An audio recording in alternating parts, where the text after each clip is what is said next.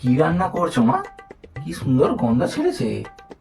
হ্যাঁ রে বাবু, পরোটা আর মেথি দিয়ে আলুর দম করেছি। আলুর দমটা না আজকে হেব্বি খেতে হয়েছে।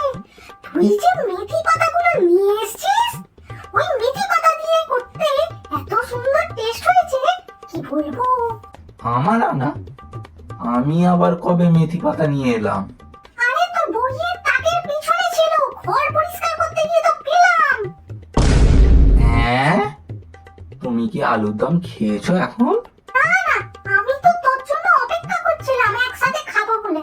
তোর বাবার খুব খিদে পেয়েছিল, তাই তোর বাবাকে দিয়েছি। তোর বাবাকে একবার জিজ্ঞাসা কর আলুর দমটা কেমন হয়েছে। কি গো, আলুর দমটা কেমন খেতে হয়েছে গো? কি গো ও পাপি?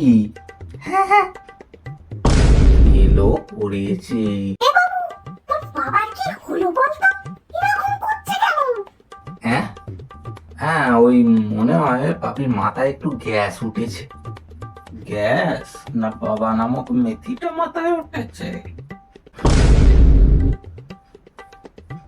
বোকা ছেলে, কেন ভুলভাল বকছিস?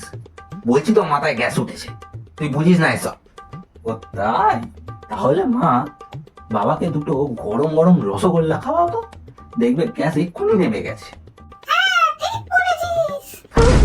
না,